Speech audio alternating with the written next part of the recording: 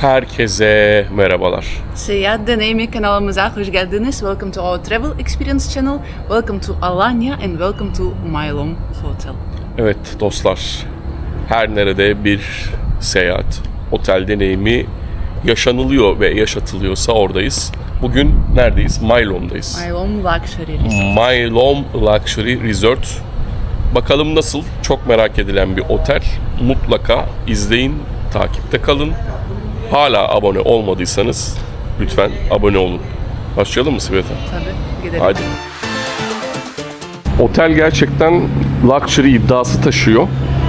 Gösterişli, çok heybetli, ödüllü bir tasarıma sahip binası var. Biliyor muydun bunu mesela? Luxury kokuyor. Evet, luxury kokuyor, doğru.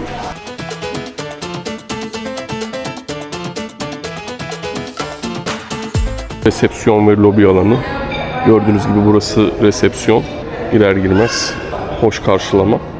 Siz resepsiyonda bilgileri veriyorsunuz, oturuyorsunuz, işlemler tıkır tıkır oluyor. Çünkü neden? Burası bir luxury otel iddiası taşıyor.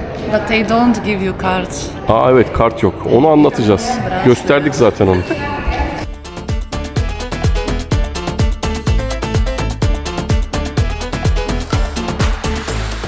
Now don't worry if you forgot your room card. Evet, burada arkadaşlar. Bu otelde oda kartı yok. Bu otelde bu şekilde bilekliği gösteriyorsunuz. Bir RFID teknoloji var. Böyle odaya kolayca giriş yapıyorsunuz. Evet Sveta, hoş bulduk. Bu oda Büyük. çok büyük. Evet. Pardon gibi. Evet. Çok büyük. Still welcoming. So here, separate toilet and shower. Here we continue, and here is wardrobe. Burası Open space, open zone. yatak odası. Giyim odası. Evet, burada giyim, burada yatak. Yatak burada big bed. We have big bed, and here standard tea, coffee, mini bar also there is beer. Here is working zone or makeup zone. Also thanks for compliments. But the most perfect is this view. We will show you this bay, this sea. Evet arkadaşlar, gerçekten muazzam. Otelin önünde kendine özel bir koy gibi düşünelim. Buradan gözüküyor. Kademeli bir giriş var. Yarın daha detaylı olarak oraları göstereceğiz. Tesisin genel görünümü bu. Şıkır şıkır. Akşama hazırlanıyor. Yarın detaylı olarak tüm deneyim izlenimlerini aktaracağız.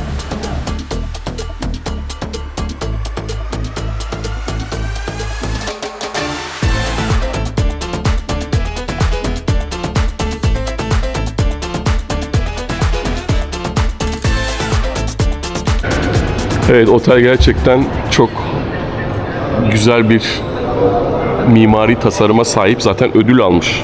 Evet dostlar, Mylom Luxury Resort'teyiz. Çok güzel bir giriş yaptık. Çünkü otelin girişi çok havadar. Sveta'nın tabiriyle luxury kokuyor. Hissettik. Otel bina yapı anlamında gerçekten çok enteresan. Yani nevi şahsına münasır. Çok sık karşılaştığımız ve gördüğümüz binalara benzemiyor. Teknik olarak aslında otel çok büyük bir alanda değil ama binanın içerisinde katlarda kademe kademe o kadar enteresan alanlar yaratılmış ki müthiş gerçekten. İşte burası 7. kat mesela. Lobinin olduğu yer 7. kat. Bizim odamız 9. kat. Toplamda 13 kat var. Ama aşağıya doğru indikçe sizi sürprizlerle karşılıyor. 1'e iniyoruz. Farklı bir dünya. O yüzden hiç uzatmayayım. Şimdi hemen başlıyoruz tesisin derinliklerine inmeye. Evet, hazır lobideyken direkt lobi barın alkol konseptiyle başlayabiliriz. En çok sorduğunuz sorulardan bir tanesi. Bakalım ne var? O otelin alkol büfesi gerçekten oldukça renkli. Evet, alkol kalitesini nasıl anlatalım diye düşündük. En iyi yöntem budur diye tahmin ediyorum. Bakın, rakıdan başladık. Tekila'ya, Roma, Gin, Bombay var bu arada. Müthiş, çok severim, hastasıyım. Bunlar klasik. Her yerde gördüğünüz ama her yerde bulamayacağınız cin mesela. Vodka'da Smirnoff'lar, Absolut'ler, viskide Jim Beam'le başladık.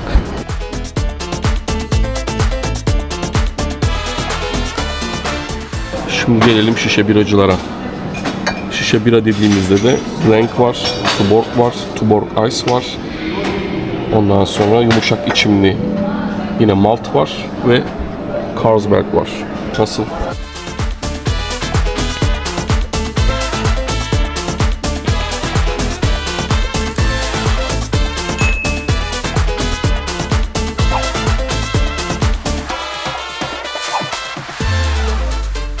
Evet, Sveta bir kokteyl deneyecek. Neydi söylediğin kokteyl? Mimoza. Mimoza çiçeği. Teşekkürler. Bilmiyorum. Deneyeceğim.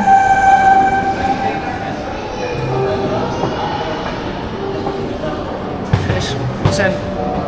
Morning için, sabah.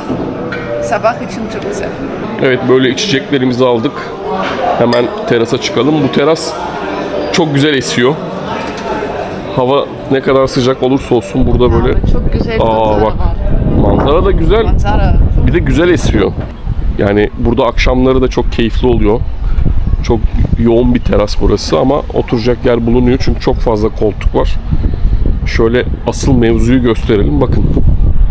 Mevzu bu. Olay bu. Burada müthiş bir manzara. Tesise özel koy atmosferi var burada. Tesis her ne kadar çok büyük bir alana sahip olmasa da çok iyi kullanılmış gerçekten. Çok verimli kullanılmış her alanı. Yani alkol kalitesini gördünüz. Anlatmaya gerek yok. İzlediniz. Nasıl? Çeşitlilik anlamında gayet iyi, başarılı. Şişe bira var. Zaten ona sual olmaz. Sadece alkol de değil. Mesela yemekler de güzel. Yani yemek büfesinin çeşitliliği ve lezzeti anlamında da gerçekten çok başarılı. Eğer ziyaret ederseniz, misafir olarak burada tatil geçirirseniz bir daha gelmek isteyeceğiniz türden bir otel. Onu garanti edebilirim.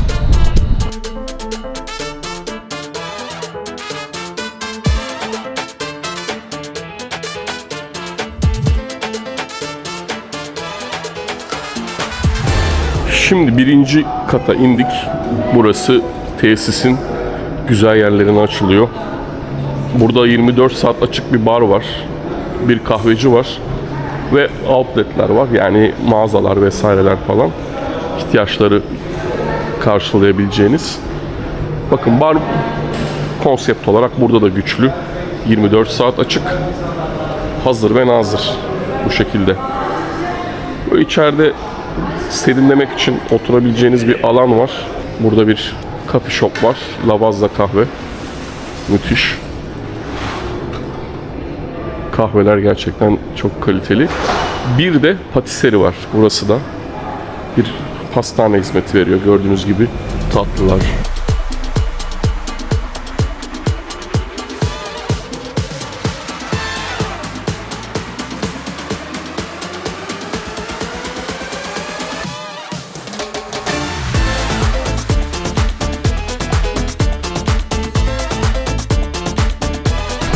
Evet, tesise giriş yapmışızdır. Tesis teknik olarak çok büyük gibi gözükmese de her alanda farklı bir aksiyon var. Ben şok oldum. Yani gerçekten şok oldum. Her yer aktif. Her alan o kadar iyi kullanılmış ki. Hastasıyım Sveta. Çok sevdim bu oteli.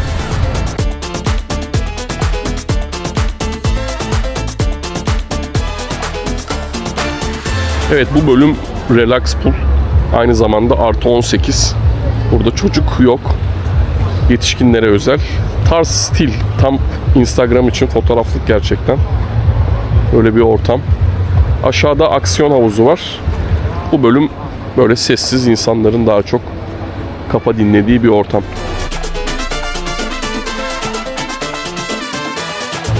Bu arada gerçekten Antalya'da hava tam Antalya havasına döndü. Yağmurlar bitti. Soğuk, fırtınalı günler geride kaldı. Artık Tatil zamanı. Tatil zamanı.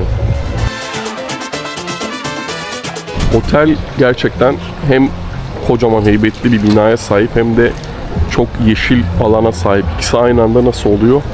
Olmuş. Demek ki peyzaj mimarı oldukça başarılıymış.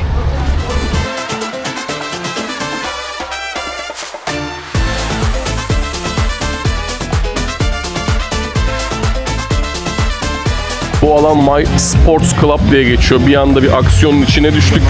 Masa tenisi oynayanlar, burada langırt falan da var, başka oyunlar da var. Bir aksiyon yakaladık Sveta. Haydi jump, jump, jump. Nereye geldik? Pavilyon alanına geldik. 8 numaralı pavilyon bizimmiş. Hemen gidelim pavilyonumuzu bulalım.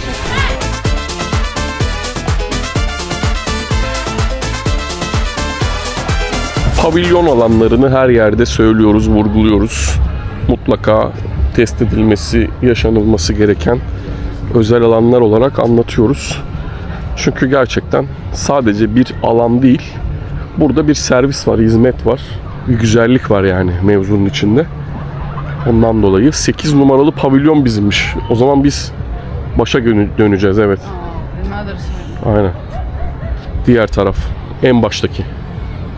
Pavilyonun da güzelliği şu, bakın buradan böyle havuz gibi denize gidiyorsunuz. Deniz gerçekten çok keyifli, çok güzel. Buradan isteyen karadan da girebilir. Yok pavilyondayım, keyif yapacağım diyorsanız böyle havuz gibi buradan da inebiliyorsunuz.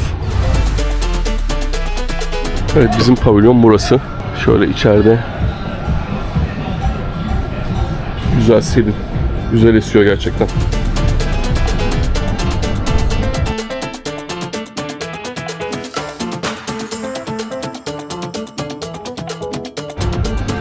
Burada garsonu çağırmak için bir buton var. Butona bastık. Bakalım garson gelecek mi?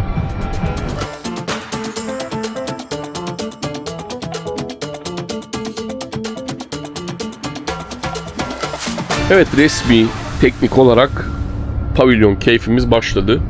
Şu tuşa bastık. Malumunuz. Arkadaş geldi. Meyve tabağımızı ve ne içmek istediğimizi sorarak içeceklerimizi getirdi. Böyle güzel, keyifli bir ortam. En güzeli bence esiyor. Yani bunu böyle tatilde, özellikle sıcak havalarda böyle bir ortamı bulmak birazcık zor. Sveta şezlong keyfi yapıyor. Şampanyasını yudumluyor. Durum bu. Bu tür alanlar otelde ekstra ücrete tabi ama şu rüzgar, esinti, şu serinlik için bile bakın burası gerçekten fazlasıyla değer. Birazcık daha genel alanlara birlikte göz atalım. Şu an sahildeyiz, plajdayız. Malumunuz. Çok merak ettiğiniz konulardan bir tanesi deniz nasıl? Hemen göstereyim. Buyurunuz. Çok sorduğunuz sorulardan bir tanesi deniz nasıl? Bu otelin denizi hakikaten iyi. Antalya'da bu tarz bir kapalı koy, kademeli sığ deniz ve kum plaj bulmak hakikaten zor. Burası öyle. Buyurun. Sveta girer buradan çok rahat. Kademeli. Sen seversin yürüyerek. Tabii. Bakayım sıcaklık nasıl?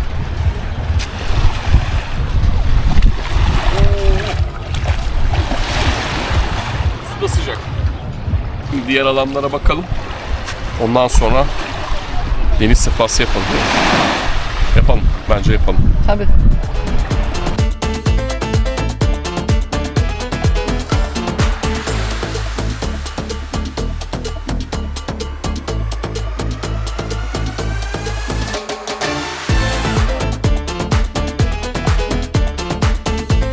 Sveta nasıl? Denizi beğendin mi? Evet ama kum çok sıcak. Kum sıcak. Deniz çok güzel gerçekten. Bir an önce girmek istiyorum hemen. Nasıl gideceğiz? Şuradan. Gel şöyle. Ne oraya? Evet, o zaman oradan çıkacağız. Dediğim gibi yani alan kompak ama Dolu dolu her şey var. Bak Starbucks var. Sveta gördün mü? Lavazza'nın yanı sıra bir de Starbucks var.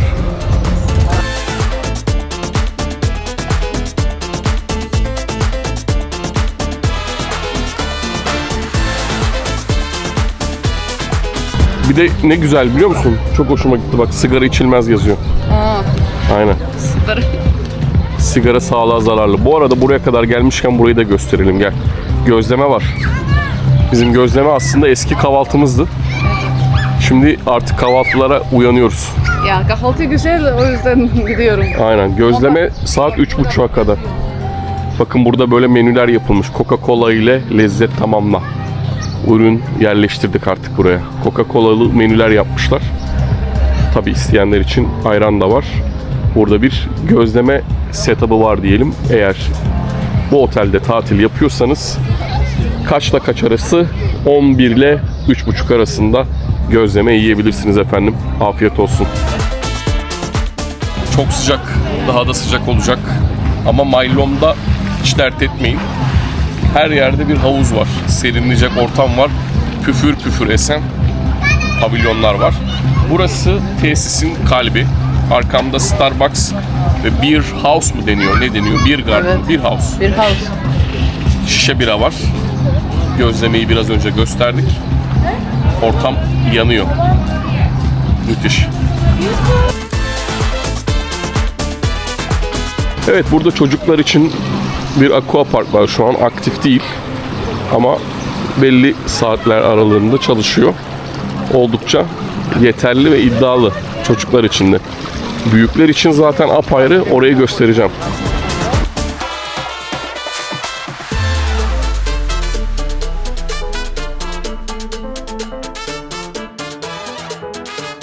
Mini Club nerede diyordum. Buradaymış. Gördüğünüz gibi böyle açık havada. Kaçla kaç arasında? Sabah 9'dan akşam 12.30'a kadar. İşte burada 20.45'te mini disco var. Ne var ne yok. Hikayeyi anlatıyor çalışma saatlerine göre. Böyle güzel, keyifli bir ortam çocuklar için.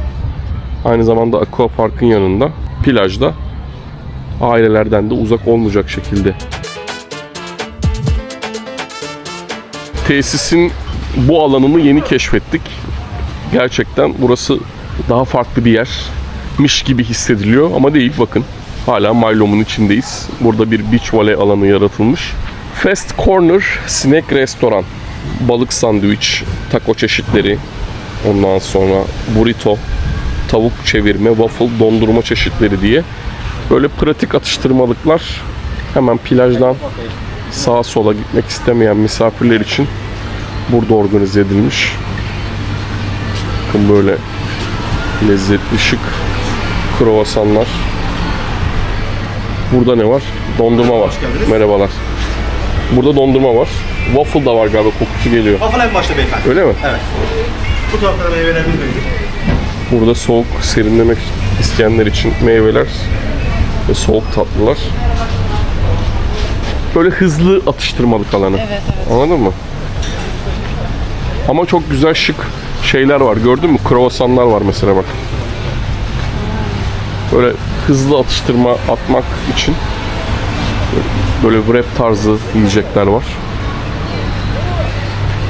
Plajdan hiç ana restorana ya da daha uzağa gitmek istemeyenler için hızlı bir çözüm.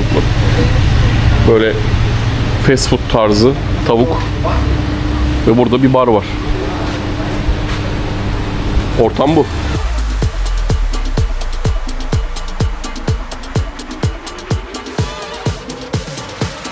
Bu bölüm tamamen sanki başka bir yermiş gibi değil mi? Aslında bildiğimiz Mailom'un yani pavilyonlar var. Bunlar daha açık, daha basic duruyor. Plajdan değil de iskeleden ya da iskele benzeri böyle bir ortamdan denize girmek istiyorsanız orası burası.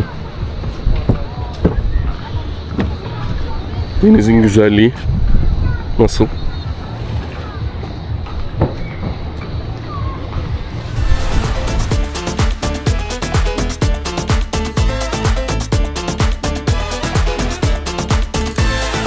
Bu arada burası İskele Bar diye geçiyor. İskele bölgesi. Gibi.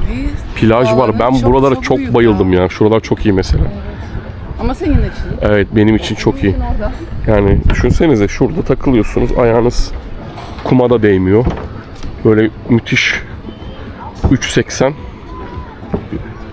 bir derinlik var. Akvaryum gibi su. Balıkları sayıyorsunuz ve buradan denize giriyorsunuz, bakın. Bu otelde en çok neyi sevdim biliyor musun? Her yerde esecek, özellikle gölge olduğunda esecek ve seni ferahlatacak bir ortam var. Şu an İskele'deyiz. İskele Bar. İskelenin içindeki, üzerindeki sinek alakart dediğimiz atıştırmalık ama masaya servis edilen bölümdeyiz. Vallahi anam babam usulü Kayseri mantısı. Çok lezzetli taze bahçe salatası. Çok güzel esiyor. Afiyet olsun.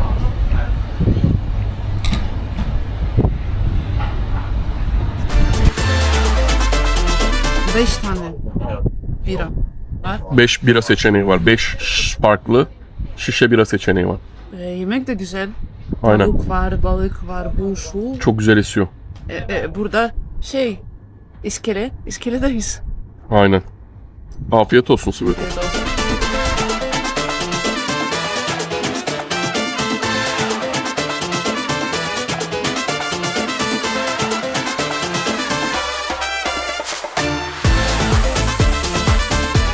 Sveta'nın en sevdiği yere gidiyoruz. Bak şu an bile afraid. Benim bu bak. Burada. Bak. O bile büyük sana ya. Çok büyük oralar. Korkuyor bak. Şimdiden korkuyor. Burada sarı Ama var. Sarı benim için okey. hakikaten bayağı hakkını veren bir aqua parkı var. Evet. Mylom Luxury Hotel and Resort'un aqua parkı. Hiç de fena değil. Bakın adrenalin içeren şu alet var. Bayağı şiddetli kayıyorlar. Bakın böyle uzun bir slider var, kaydırak var. Arada küçükler için de kıyaklar yapılmış. Ortam bu. Gayet hoş duruyor. Özellikle aqua park soran misafirlere gelsin. Pavilyon keyfini tamamladık. Günün bu saatinde en güzel, keyif yapılacak yerlerden bir diğerine gidiyoruz. Nereye gidiyoruz Sveta? Yeah, normally here is adult only relaxed swimming pool, but another place which I like, Aktif, swimming pool with bar. değişik göstereceğiz şimdi. Evet Sveta, bara geldik. Ama yer yok değil mi? Bar burası. Bar ana baba günü. Şuraya biz de eşyalarımızı bırakacağız. Suya gireceğiz. Öyle gözüküyor bak. Evet, bar konseptinin hastasıyız bakın. Biz de birazdan şurada kendimize içki almak için yer bulacağız.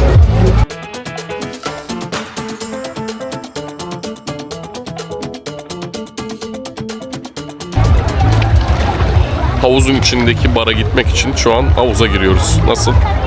Sveta da arkada. O bara ulaşmak için, içki almak için havuzda böyle ilerliyoruz.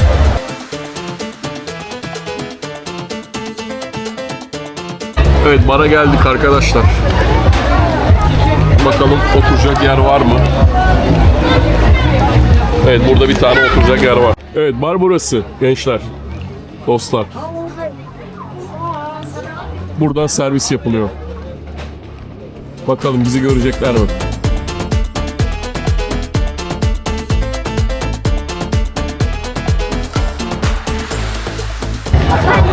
Barın dress kodu mayo bikini. Bize yakın.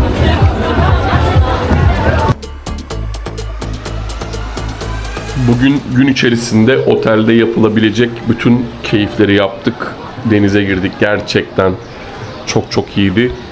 Malum şu bölgede pavilyonumuz vardı. Sonra geldik burada.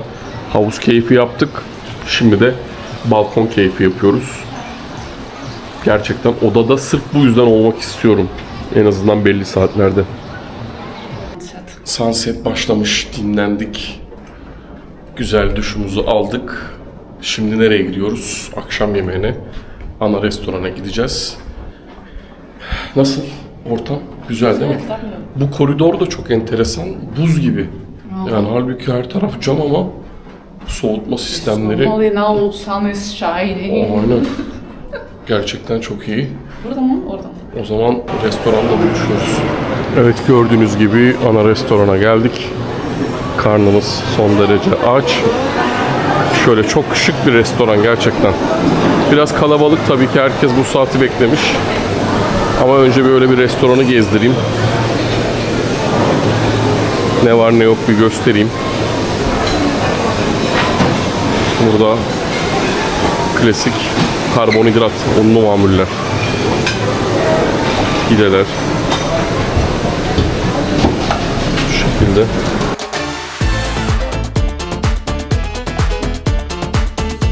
Burada makarna ve türevleri. Balık kokusu alıyorum. Evet, balık buradaymış.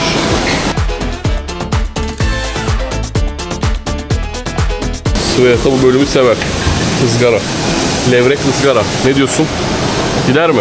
Tabii. Bence de gider. Kolay gelsin. Baba taze taze pişiriyor, atıyor. Ne yiyeceksin? Ya balık. Ama bakıyorum şimdi.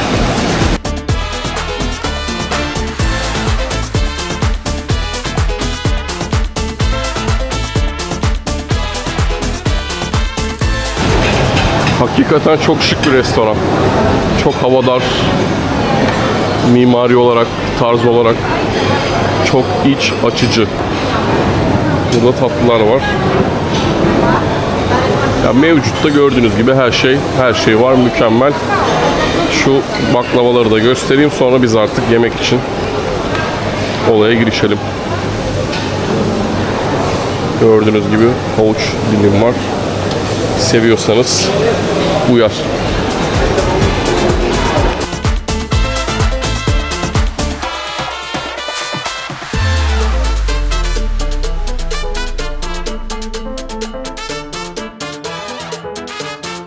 Malum çok severim sevimsiz bamya ama ben bayılırım. Hemen alacağım. Valla ben tam bir Türk tabağı yaptım. Little into the middle. Bakalım. Sanırım herkes bizim gibi bu anı beklemiş. O yüzden maşallah ahali bütün masaları doldurmuş ama şurada bulacağız. Bakın benim tabak son derece Türk işi. Bamya, enginar, İzmir köfte, erişte. Seversin. Afiyet olsun canım. Evet, bir de Sveta'ya bakın. Sushi'ler, balıklar. Yani çok dünya mutfağı olmuş Sveta. Bak ben Mutfağı. anam babam usulü, anladın mı? Ama yemekler çok lezzetli, bak söyleyeyim. Orada one guy he is doing kumpir. Allah Allah. Yes. Şimdi bak canım çekti. Yemekler hakikaten çok lezzetli. Evet, çok Afiyet güzel. bal şeker olsun. Afiyet olsun. Yemeğimizi yedik. Şu anda birinci kattaki lobi mi diyelim, ne diyelim? Birinci Yok kat. bu lobi değil. Lobi değil. Burası lobi alanı değil, doğru. Birinci kattaki bara geldik diyelim. Burada outletlerin falan olduğu alan. Tabii akşam illa show mov bir şeyler olacaktır. Şimdi birazcık dinlenelim, bir şeyler içelim. Sonra şova devam edelim.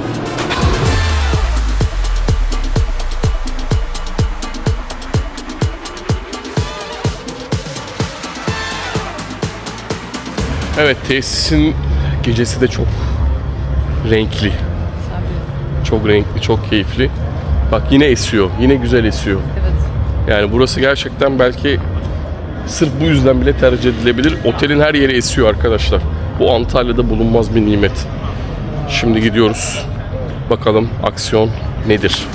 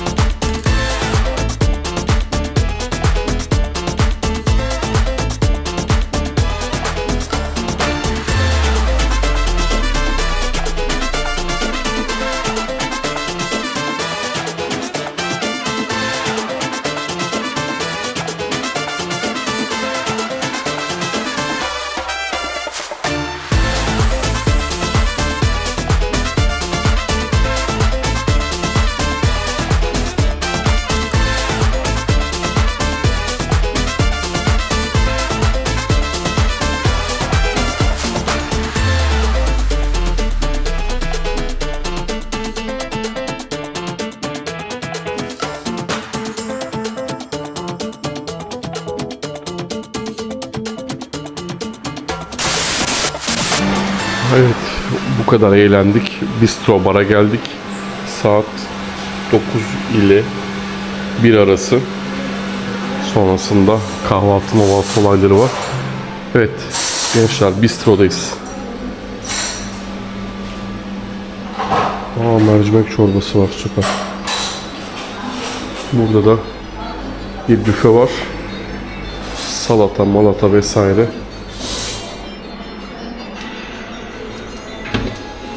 Patates kızartması, sosis. Mercimek çorbası var, aynen.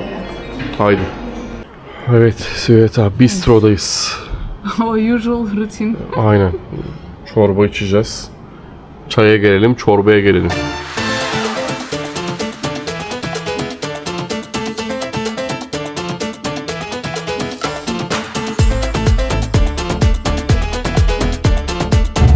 Günaydın, günaydın, günaydın.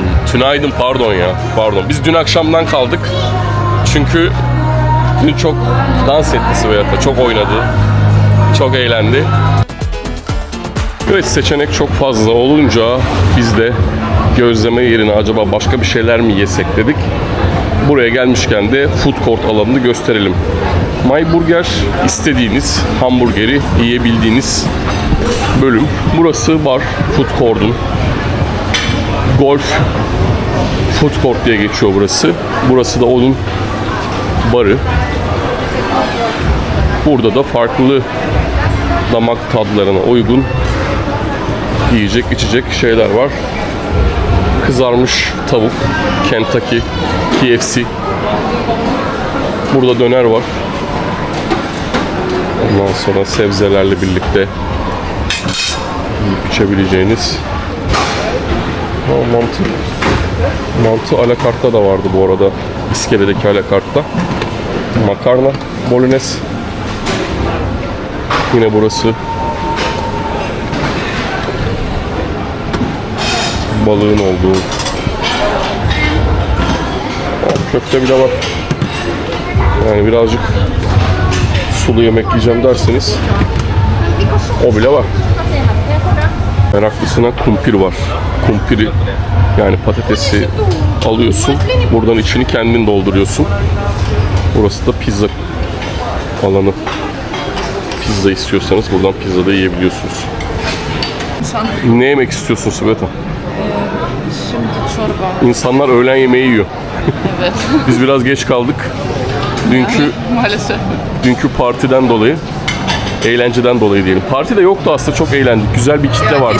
Disco vardı. Aynen. Disco'nun içinde. İnsanlar güzel. Nerede? Irish Pub. Irish Pub'un içindeki disco'da oldukça iyi bir kitle vardı. Evet. O yüzden Güzel keyifliydi. insanlar, eğlenceli.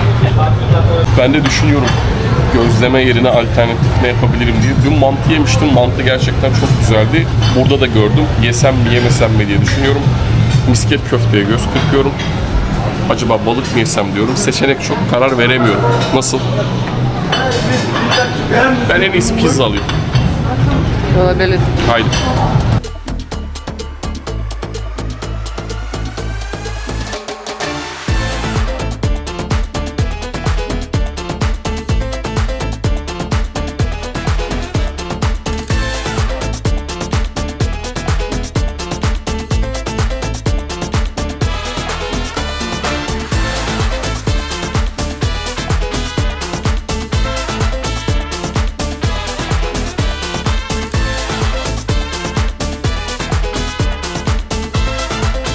Nereye gidiyoruz Sveta? Italiano Restorano. Hadi bakalım, acıktım.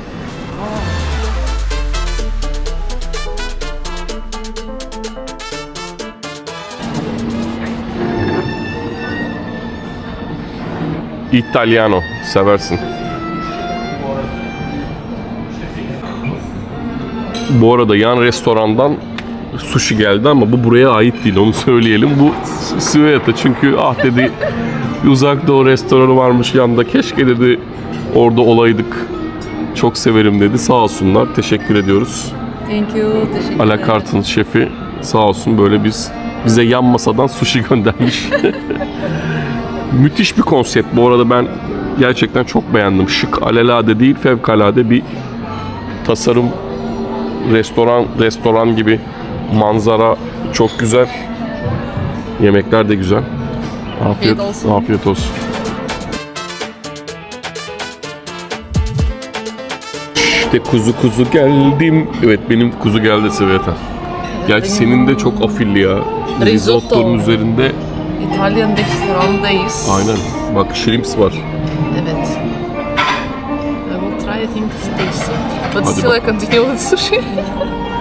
Sushi'den, ya sushi gerçekten buraya ait değil ama yan restorandan geldi. Söyledik.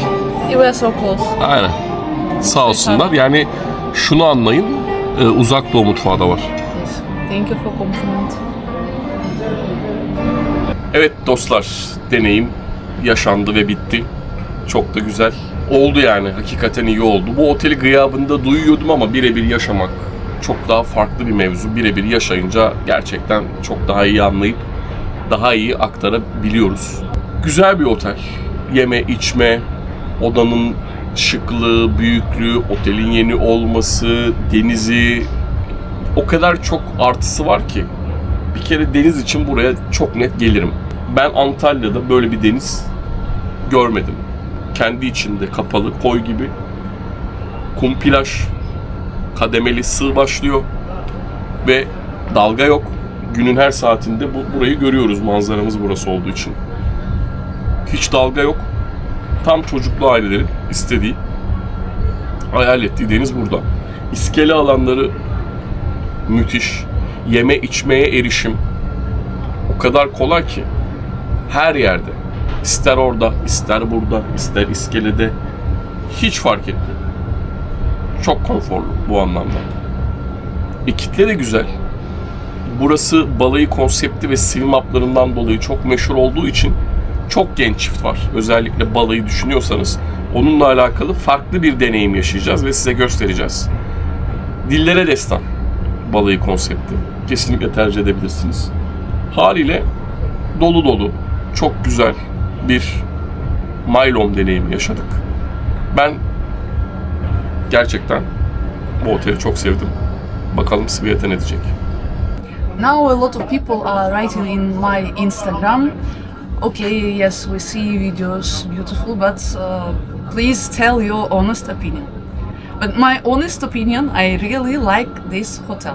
I tried to find some negative sides, but I couldn't. Really, I have never seen here before. I have never been to this side. Others, yes, we went to Turkler, another part of Gurjalar, but here I don't feel myself as I'm in Alanya.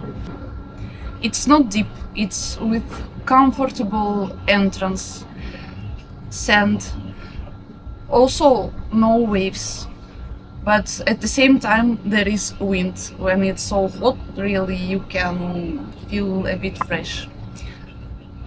A lot of different parts, and especially adults only swimming pool, so comfortable. A la carte restaurants, so tasty and also with good service. Bars, drinks, and generally, yes, hotel territory is, firstly you can think small, but they're organized really perfect. Inside the building, outside the building. What's important, comfortable to find food at daytime.